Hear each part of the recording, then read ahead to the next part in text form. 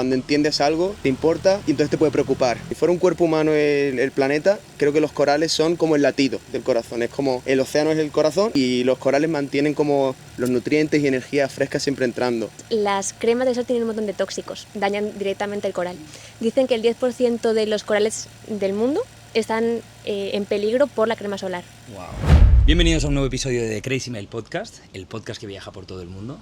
Hoy estamos en Koh Tao, en Tailandia, y por un motivo bastante especial a nosotros. No solo porque uno de los invitados de hoy es amigo personal nuestro, sino porque nunca habíamos hablado dentro de la pasión y dentro de la vocación de algo tan bonito como la conservación medioambiental.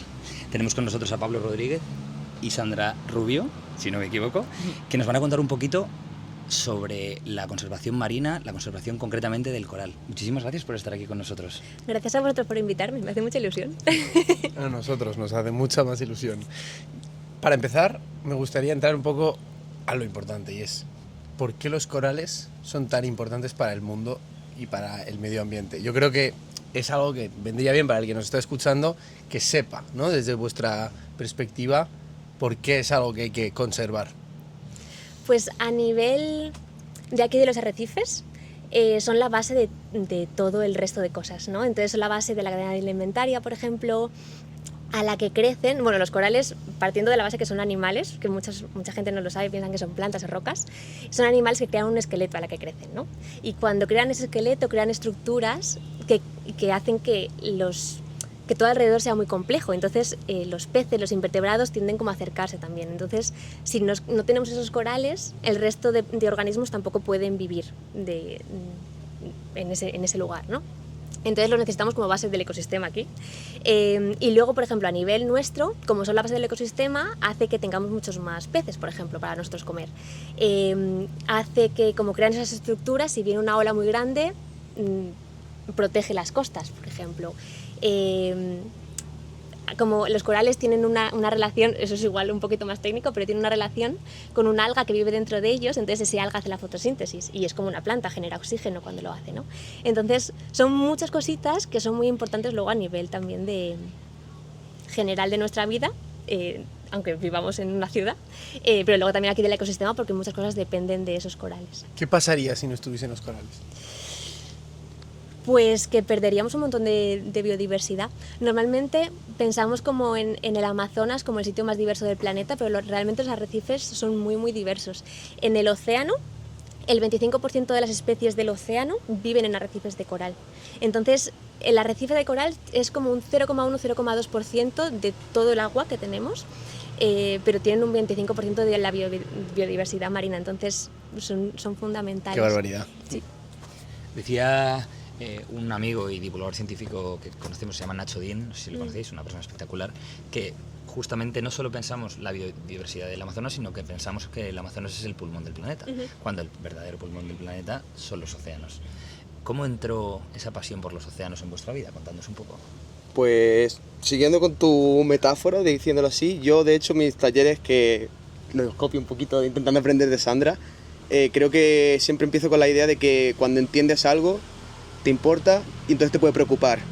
Y no lo veo como el pulmón, lo veo como el latido. Si fuera un cuerpo humano el planeta, creo que los corales son como el latido del corazón. Es como el océano es el corazón y los corales mantienen como los nutrientes y energía fresca siempre entrando. Y yo llevo usando muchos años, desde que tengo 14 años, y cuando conocí a Sandra aquí, por ejemplo, los corales siempre me han parecido bonitos, pero escuchar ese nivel de apreciación por ello, empecé como a intentar entenderlos, y ahora que buceo todos los días, es que literalmente es eso, cuando entiendes un poco más lo que está pasando, ves todas las interacciones en el coral y se te abre el universo, o sea, es como la fantasía, la ciencia ficción que buscamos tanto en la narrativa y tal, la tienes ahí debajo, a 3 metros de profundidad, o sea, lo puedes ver desde la superficie con las gafas si quieres. ¿En qué consiste un centro de conservación de corales? Un poco para entendimiento.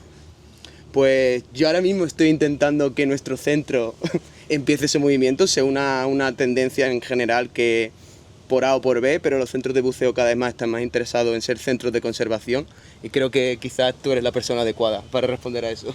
Y por poner un paréntesis antes de que contestes, antes nos has comentado que hay solo como 7 centros de conservación de corales en el mundo. No es exactamente eso, pero ella lo ¿Cómo puede es? explicar. Hay un montón, lo que pasa que si te quieres dedicar a nivel profesional, hay muy pocos centros que te formen a nivel profesional. Vale. Pues realmente un centro de conservación marina, al final o sea, el coral es como un poco lo que es más vistoso, ¿no? Lo que vemos en Instagram, que siempre tenemos estos arrecifes artificiales con un montón de fragmentitos y yo qué sé, en Instagram yo sigo un montón de cuentas eso que lo hacen y todo el mundo como que quiere cuidar el mar de esa manera, ¿no? Quiere trabajar con los fragmentos, pero realmente la conservación marina también va mucho más allá, también tienes que tener en cuenta el resto de organismos que hay alrededor, ¿no? Pues todos los peces, los reptiles, por ejemplo las tortugas o los tiburones, o sea, no es simplemente el coral, sino un poquito todo en general. Entonces, si realmente quieres hacer un cambio a nivel de ecosistema, tienes que centrarte también un poquito en todo, ¿no? Pero sí que es verdad que el coral es la base de todo, entonces es una parte primordial, sobre todo cuando ahora mismo se le está dando un poco regular para poder sobrevivir. ¿Cuántos tipos de coral hay? Especies, No sé si hay un número concreto. Especies hay como unas 1.300, 1.500, algo así. Aquí en Cotao, normalmente más que a nivel de especie, nos metemos en nivel de, no sé cómo se dice en español, de género, genus. Sí, hay muchas cosas que me aprenden. genomas, quizás, ¿no? Sí. Sería la palabra más. En el mundo hay como unos 100, aquí en Cotao tenemos unos 50, 60. Y la verdad que es muy guay. Queremos entender un poco cómo el paso del ser humano destruye la vida del coral. ¿Por qué? ¿Lo destruye el barco? ¿Lo destruyen los buceadores? ¿Cómo se destruye el coral y por qué es tan importante conservarlo y volver a regenerarlo? El principal problema que estamos teniendo, bueno, tienen un montón de problemas, pero el principal yo te diría que es el cambio climático. Al final, o sea, esa alga que os decía que vive dentro del coral, cuando la temperatura del agua es muy alta, empieza a volverse como tóxica para el coral. Entonces lo que hace el coral es que la expulsa. No la quiere, no la quiere, no la quiere. Que eso es lo que llamamos blanqueamiento. No sé si habéis escuchado hablar del blanqueamiento del coral. No. Y es básicamente, el coral tiene el color que tiene por el alga que tiene dentro. Entonces si el alga es verde, el coral es verde. Si el alga es rosa, el coral es rosa. Y cuando ese coral no tiene ese alga es cuando se vuelve blanco, no es porque sea blanco, sino porque tú ves a través del tejido que es translúcido y ves el esqueleto del coral. Por eso se ven blancos, ¿no? ¿Qué pasa? Que ese alga es muy importante para el coral, porque cuando el alga hace la fotosíntesis, la energía que no necesita se la comparte al coral. Entonces el coral como que vive gracias a la energía de ese alga. Cuando expulsa el alga porque se vuelve tóxica, ese coral no tiene energía para sobrevivir, ¿no? Y entonces pues, con el calentamiento global es el mayor problema, que se están blanqueando los corales, si no tienen energía suficiente no sobreviven y se mueren. Un momento. Antes de seguir con el podcast, queríamos contarte que esta vuelta al mundo es posible gracias a que tenemos de nuestro lado Olafly, Que es la solución definitiva para tener datos ilimitados allá donde viajes. La gente lo que más valora es la tranquilidad. Y en el tema de internet, eso es Olafly. Tranquilidad pura. Porque pisas un aeropuerto y ya tienes conexión. Puedes escribir a tus familiares, puedes pasar las aduanas descargándote el PDF que te piden en la frontera, sin ningún problema. Además, si trabajas mientras viajas, puedes compartir datos con tu ordenador. Y lo mejor es que no te tienes que preocupar de cuánto estás gastando. Ya quieras ver una peli o quieras tener una videollamada con tu familia o con tu jefe. Si en tu próximo viaje quieres tener la tranquilidad con la que nosotros viajamos, usa el código CRAZY y tendrás un 5% de descuento en tu próxima eSIM de Olafly. Y un 10% de descuento en la suscripción de Olafly, que son planes mensuales por si quieres viajar y hacer aventuras estilo nómada digital, estudiante de Erasmus, your choice. Seguimos con el podcast. ¿Cómo se le llama a las estructuras que hacéis para los corales? ¿Granjas de corales? Arrecifes artificiales. Arrecifes artificiales. Sí. ¿Cuánto tarda el coral en crecer en un arrecife artificial desde el momento en el que pones el arrecife artificial? Depende de la especie. Hay algunas que crecen más rápido, que unos 10 centímetros al año más o menos, y eso es rápido, y otras que crecen 1 centímetro al año. Entonces, dependiendo un poco de cada coral, crece más rápido o más deprisa. Vale, me gustaría entender cómo es el proceso de conservación, es decir, qué es lo que hacéis para que las cosas vayan a mejor y luego cómo lo hacéis. ¿Puedo intentar responder a dale. esto? Porque yo ahora justo estoy en esa fase inicial de intentar plantear un proyecto y lo que está hablando ella es muy importante. Está muy de moda o es, digamos, buen marketing estar salvando el mundo, ¿no? Y muchas veces intentando ayudar no solucionamos cosas, sino ponemos más trabas. Entonces creo que un plan de estudio, entender la zona local, entender un proceso tan complejo como el cambio climático, intentar actualizar eso a las necesidades. A lo mejor me apetece mucho plantar coral, pero aquí lo que hay que hacer es muchas limpiezas de playa. O un trabajo más de concienciación, por ejemplo, de divulgación, que es lo interesante. Y una oportunidad, por ejemplo, para nosotros como hablar de algo más nicho, como la conservación y más la conservación marina, pues es lo interesante, generar como un movimiento más holístico, digamos. sea, está muy guay y yo aspiro, por ejemplo, a tener una estructura de eso, por eso estoy intentando aprender de gente como ella, pero también creo que es muy importante el planeamiento, porque es verdad que sí, parece siempre como que estamos como una cuenta atrás hasta que ya no es reversible el cambio climático, pero también estamos en una época que hay mucha información y podemos hacer uso de esos recursos para ser eficientes. Yo creo que la conservación es algo que es muy fácil, de decirlo así, llamar la atención con ello, pero es muy difícil que la gente luego se quede con el tema, ¿no? Igual que hace 20 años se hablaba de reciclar, la gente le suena reciclar, pero ¿cuánta gente recicla en serio a día de hoy, no? Creo que hay que ser eficiente en cómo se comunica este mensaje para luego poder transformar realmente con él. O sea, más allá de, por ejemplo, cuando nosotros vamos a bucear, no tocar los corales, ¿no? Porque al final es como más los dañas, porque si lo tocas tú, lo toca otro y lo toca otro y al final le acabas cargándotelo. Dices lo de limpiar las playas. ¿Qué más cosas se pueden hacer para, como decías en el curso, ¿no? Hábitos, buenos hábitos. Buenos hábitos. Se me ha quedado eso que lo has dicho muchas veces. Me gustaría entender qué buenos hábitos vosotros tenéis como asimilados que podría la gente que está escuchando, incluso nosotros mismos, hacer que no te cuestan tanto y que realmente tienen un impacto positivo en el planeta. Pues a lo mejor ayúdame con algunos ejemplos, pero me estabas hablando de hábitos, ¿no? Y yo intento, como por ejemplo como instructor de buceo, pues eso, enseñar buenos hábitos, pero también intento no beatificar mis discursos, ¿sabes? Intento no presentarme como una persona que viene con la verdad y te vengo a enseñar cómo ser una buena persona. Porque también, por ejemplo, un día a lo mejor dando un curso, yo con un grupo grande como el otro día éramos, a lo mejor toco un poco de coral. Entonces, la idea no es soluciones perfectas, es movimientos que sean sostenibles, porque al final el coral se autorregula y eso a lo mejor puedes ayudarme un poco aquí. El coral, en cuanto tiene las condiciones correctas, empieza a bombear vida como una locura, por eso lo llamo el latido del mar realmente, incluso de nuestro planeta.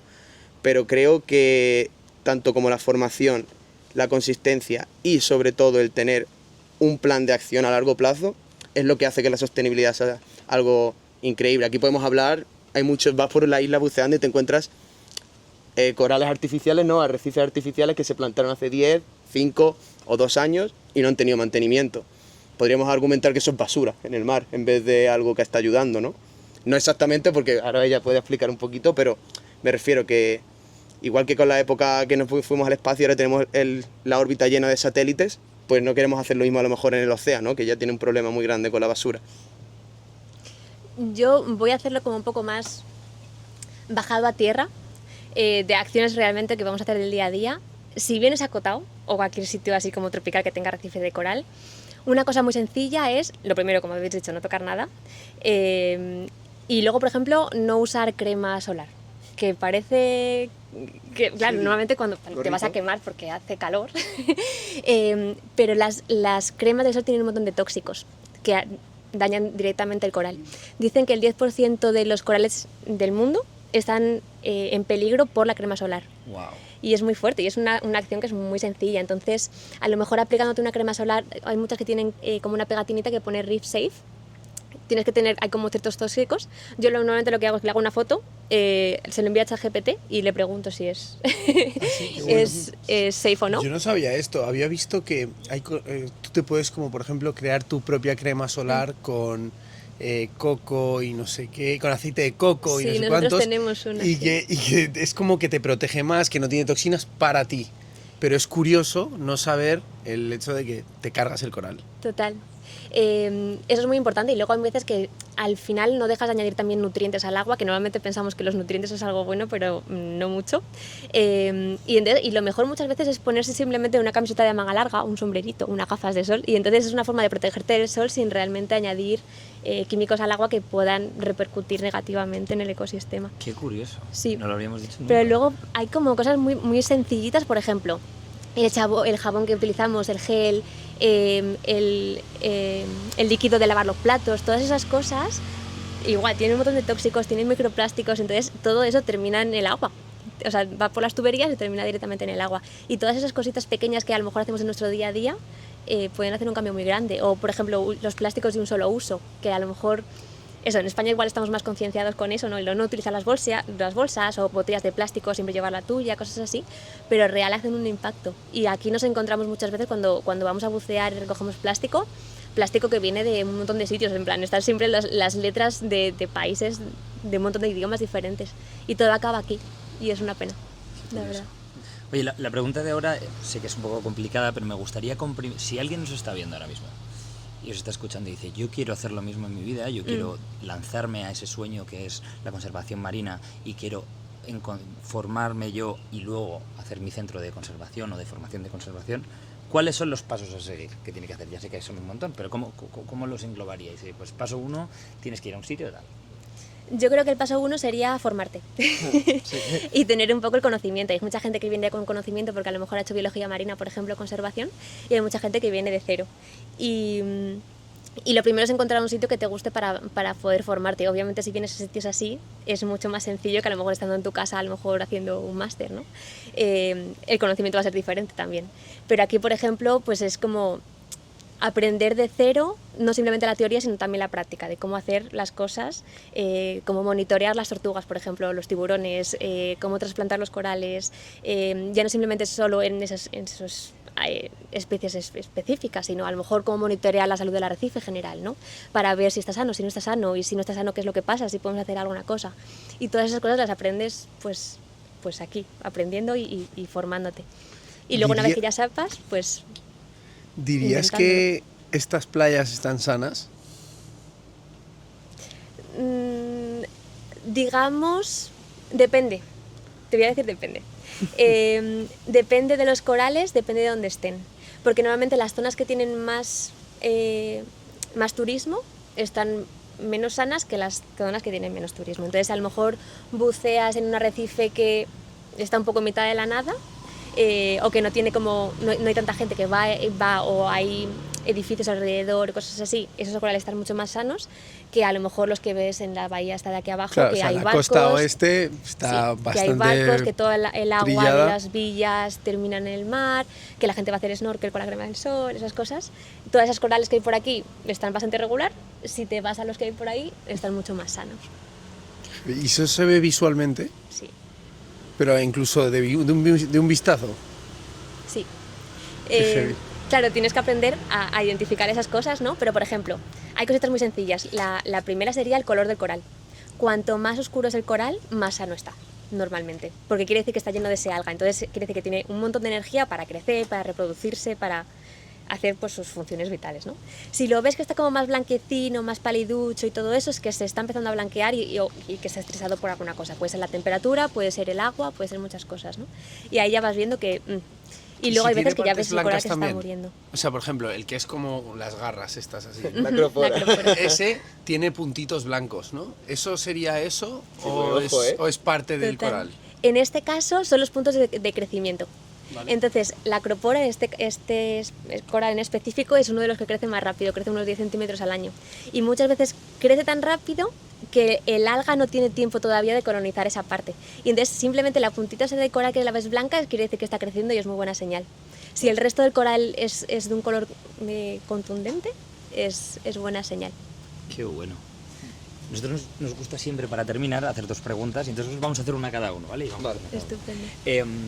Nosotros en The Crazy Mile queremos reinventar el concepto de la palabra crazy, de la locura. En España, en español, en nuestra lengua, tiene una connotación siempre negativa, el que está loco o el que hace una locura. Sin embargo, nosotros consideramos que el perseguir tu locura es la que le da sentido y la que te lleva a lugares y a hacer cosas extraordinarias y a lugares inesperados y que saca lo mejor de ti. ¿Cuál dirías, Sandra, que es tu próxima locura? No tiene que ser profesional, puede ser de lo que sea.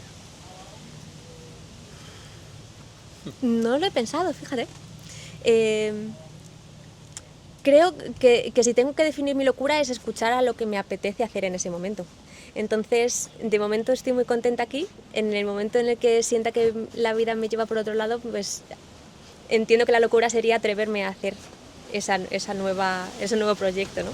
De momento no tengo algo definido específicamente, pero lo que tengo clarísimo es que estoy creando una vida que me gusta y estoy creando una vida en base a lo que yo quiero que sea. Que de momento no es en España en una oficina. Y creo que esa es mi locura y la locura que voy a seguir teniendo de aquí en adelante de momento. Muy top, muy top. Vale, pues la siguiente va para Pablo, que se me hace muy raro llamarle Pablo. Y voy a intentar cambiarla un poco porque como vamos a grabar ahora con él, quiero que pueda responderlo desde 2 puntos, ¿no? Me gustaría que mandases un mensaje a la audiencia, ¿no?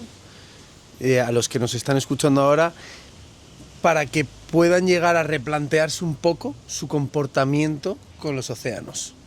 O sea, y no te digo en plan lo que de dar lecciones y tal, sino desde tu perspectiva, que tienes 1000 y pico buceos, que te metes en 1000 saraos, que sabes un huevo de cosas, ¿cómo les incitarías a los demás a que se conciencien un poco de, ostras, tío, podría hacer esto, podría hacer un esfuerzo y no ponerme crema y tal y no sé qué, ¿sabes?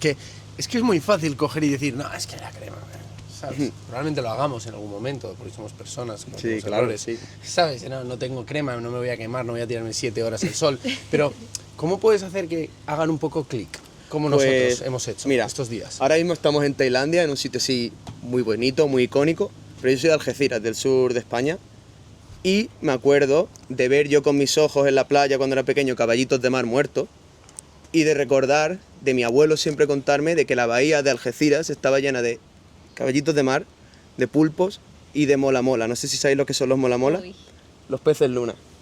Los peces luna la gente lo pone a la altura de los tiburones ballenas o las ballenas. Es como la experiencia top en el buceo ir a verlos. Y cuando yo era pequeño se veían en mi jardín, o sea, simplemente de mi balcón. Entonces, no sé si vosotros precisamente sois de Madrid, pero conocéis gente de costa, tendréis familia, incluso con el bosque en vez del mar. Preguntadle a vuestro agente de la generación anterior, incluso 2 generaciones por encima, cómo era la naturaleza hace 20, 40, 60 años. Porque claro, te voy a decir lo siguiente, luego ve tú y compruébalo en el mar y ahí vas a tener la comparativa que necesitas. No creo que haya falta mucho más, así empecé yo. Qué bueno. Oye chicos, nosotros que solemos estar más metidos en el mundo del emprendimiento, en el mundo más de los negocios, pero no habíamos tenido una conversación así tan naturalista, tan de conservación, tan de concienciación. Ha sido un verdadero placer, de verdad, os damos las gracias, os deseamos el mayor de los éxitos y deseamos pronto en algún momento de nuestra vida volver por aquí y ver que lo estáis petando. Muchas gracias a vosotros por invitarnos. A toda la gente que nos está escuchando también, espero que hayan aprendido un poquito el día de hoy. Y al final, yo creo que para añadir un poco al tema de los negocios, yo siempre he sido de negocios y al final yo creo que cuidar el medio ambiente repercute positivamente en el negocio al final. Entonces, dependemos de todas estas cosas y si no las cuidamos y no las tenemos, vamos a perder todos. Entonces, a nivel económico también y a nivel empresarial y cosas así, merece la pena. Merece la pena invertir un poquito de tiempo. Oye, millones de gracias. Se está levantando un viento de la de Dios. Nos vamos a El clima meter tropical. dentro. Pero millones de gracias por escuchar el podcast. Nos vemos en el siguiente episodio. Adiós.